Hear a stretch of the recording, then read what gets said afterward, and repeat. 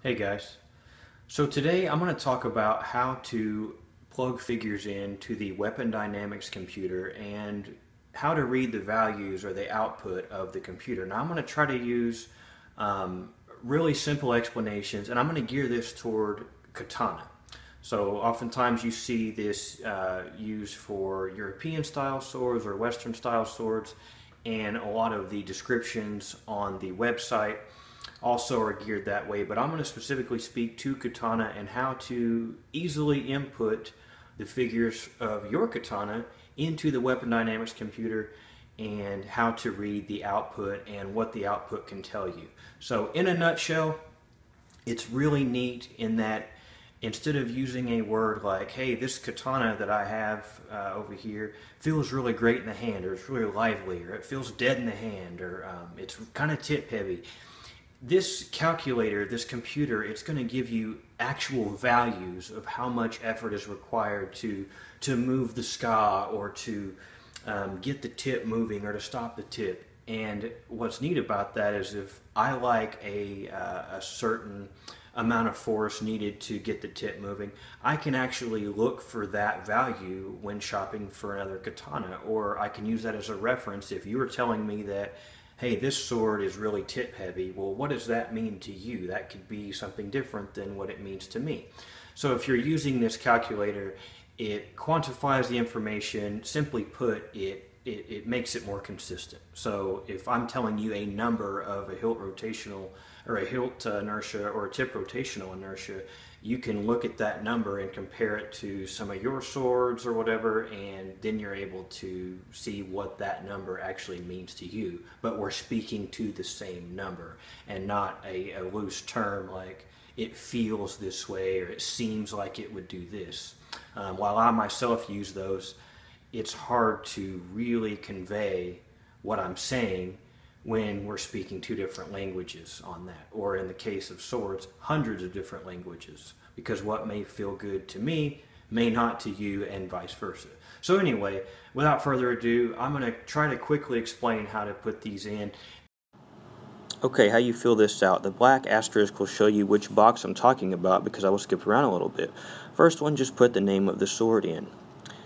For mass, enter the weight of the katana. Enter it in grams. If converting from pounds and ounces, make sure you're aware that 8 ounces is 0.5 pounds. Alright. For the hilt extremity, always enter 0 for a katana. This is the position of the kashira. All measurements are taken from the bottom end of the kashira. For blade extremity, measure the distance from kashira to blade tip. Make sure it's in centimeters, and you convert the fractions of an inch to a decimal before converting to centimeters. Center of gravity is point of balance. Measure from the kashira to the point of balance, not the tsuba.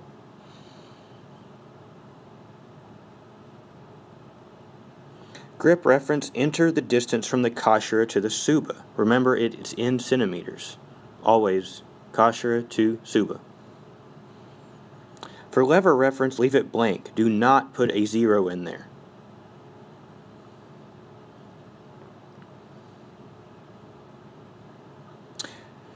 The nodes. Every sword will vibrate when it hits something, but there are 2 points on the sword that vibrate less or don't vibrate at all. These are called the nodes. There should be a node on the blade side and a node on the ska side, so one on each side of the tsuba. I'm going to explain how to find these in this short video. So how you find the blade node and hilt node is take a piece of wood, this is just a little thin dowel rod, and you want to hold on to the ska and start tapping on the blade. Now when you tap on the very tip, you should feel some vibration in this hand. So we're hitting with this hand and feeling with this one. And hopefully, as you get to the Manauchi area, or where you're actually cutting things, you feel a point where there's very little vibration in this hand. So let's find that on this sword. It's about right there. It's even making a little bit different noise, which is interesting. So it's kind of more of a ping noise and less of a tap. More of a ping, if you can hear that difference. On that point right there, I'm not feeling anything vibration-wise in my hand. So that right there is where I'm going to measure my my blade node. So it's going to be from the Kashira to that point. That's going to be what you enter. Now for the hilt node, there's a couple different ways you can do this. You can either hold the ska in the middle and tap around it to find your hilt node there. You can hold it down on the end if you're not finding it on either ends to see if it's somewhere in the middle there. And you're doing the same thing. You're tapping until you feel a little vibration in your hand, because you're hitting the node and it's not going to send a vibration down the rest of the blade or the piece of metal. So the next section is measuring how the sword moves, basically. It's very important. I'm going to use the pendulum test, so select that where you see the asterisk. Enter 20 in the number of periods timed box. Now down below for the axis and time, the axis is going to be the distance from the Kashira to the Tsuba. Now we're going to see how long it takes for the katana to swing like a pendulum 20 times. Make a simple device like you see here using a thick wire like a coat hanger or something like that between two chairs, and rest the Tsuba inside a loop made with the wire. You set the sword in motion. Now we're going to time how long it takes the sword to swing back and forth 20 times. Make sure the Tsuba is the axis of the pendulum and the ska and the blade are rotating around it. So that would be 1, 2. We're going to do it just like that. So there's the shot of that again, what it looks like when filled out. Again, you're going to see how long it takes to do that 20 times. Now here are your results. I'm going to focus on the two bottom numbers, the hilt inertia and tip rotational inertia. Hilt inertia is how much force it takes to move the ska around. That's measured in grams. Likewise, the tip rotational inertia is how many grams of force it takes to move the tip of the sword. Now these are most valuable when comparing them to other swords to develop what you may like or what you prefer. It also illustrates a little graph there, shows the inertial values, and here are two examples of what you might see there. So hilt inertia is the amount of force needed to get the ska moving. So a movement like this or like this. Now tip rotational inertia is how much force is needed to actually rotate the sword or to get the tip moving. So I really want to clarify, just so you're crystal clear on what hilt inertia is and what tip rotational inertia is. So I got a couple of examples. So on a hatchet, it's very heavy on this end, and the handle or the hilt, it'd be a ska in the case of a katana. Well, on this hatchet, it's extremely light. So for this, the hilt inertia is very low. It's really easy when I'm holding it still to just move this end. It almost feels like nothing's there. So I'd have a really low hilt inertia.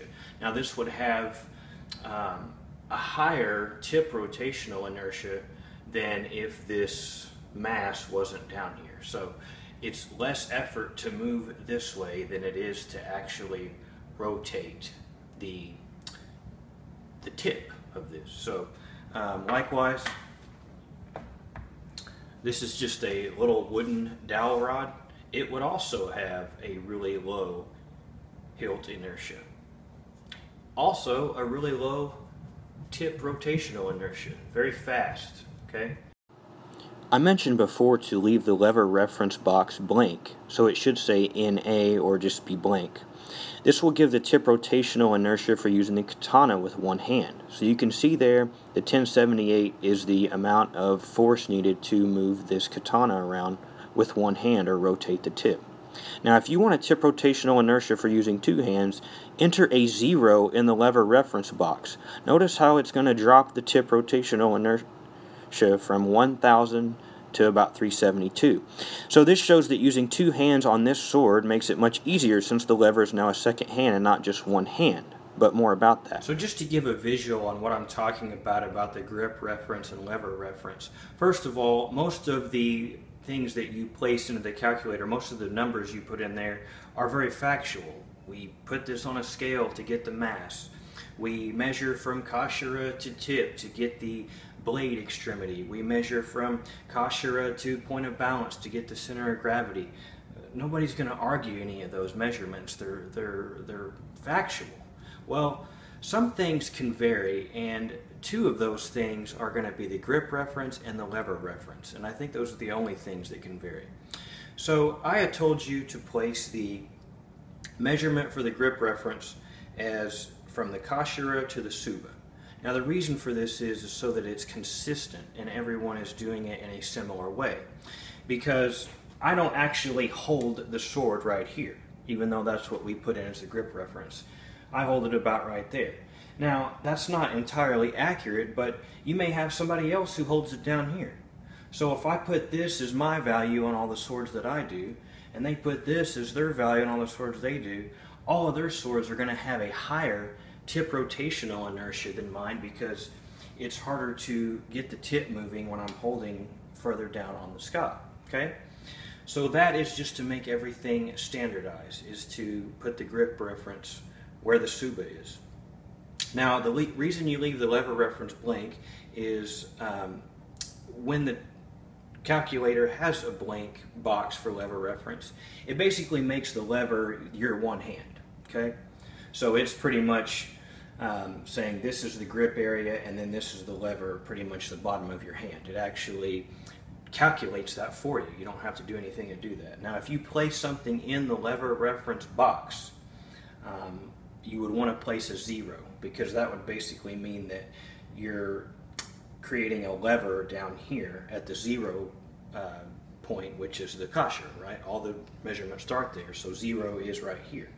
So now this would be 0. Now, as you can see, of course, my hand isn't here, all right? But again, that's to standardize everything. Some kashira may be a little bit longer than others. Some folks may grip the kashira. Some folks may grip here. I mean, all that can change. But if we all use the suba as the grip reference, and if you are to put a lever reference in, enter a 0. Leaving it blank, though, again, gives you the tip rotational inertia of what it's like to use one-handed, and I find that's most consistent when comparing it to other swords. So go measure your swords, have a little bit of fun with this. You may be surprised by what you find. I have a katana laying around that is pretty short, like the blade would be about this long, and it actually has a higher tip rotational inertia than the sword I'm holding right now. Now, if you look at the geometry of the blade and the specifics of it, well, it's because this has a thinning blade and it creates a little bit easier tip control. So it has a lower tip rotational inertia than a sword that's shorter than that. And you're going to find things like that, and that's what makes this kind of fun. So if I were to sell that katana onto someone else that's familiar with this computer, I could say, hey, the tip rotational inertia on that katana is 1200, and they can look at that data and go, oh wow, that's awfully high. I don't know if I want that. Okay, or vice versa. Maybe they go, wow, that sounds like a beast of a chopper. You know, that's what I'm looking for. These are just examples of why this is neat. It's no longer me just saying, hey, that's heavy as hell, or hey, that's really hard to get moving, or hey, this thing's whippy. You don't have to say that stuff anymore if you're speaking to someone who's also familiar with this. So the more people that get familiar with this computer, the better it's going to work. If a vendor like Cult of Athena were to put this in action, it would be so much easier to find a sword that you enjoy handling, and you wouldn't be guessing as much on that. Because what do? We buy something that has a weight we like. We buy something that has a look we like. We buy something that has bohe or no bohe. But after that, what do we know about it? We get it, we unbox it, we start moving it around, and either it feels good to us or it doesn't. Here's what's cool about comparing two swords. So this katana is very easy for me to use one-handed with a tip rotational inertia of 1078. Notice the weight too. Now this katana, while only 21% heavier, has a tip rotational inertia a whopping 66% higher than the other sword, and is very difficult for me to use one-handed. A quick thanks to Sword Friend John for helping me with these things, and I'll put the links to these videos down below. I hope this video was helpful and makes the computer a little less intimidating to use. In an upcoming video, I'm going to discuss more of my swords and the fun I've had with this.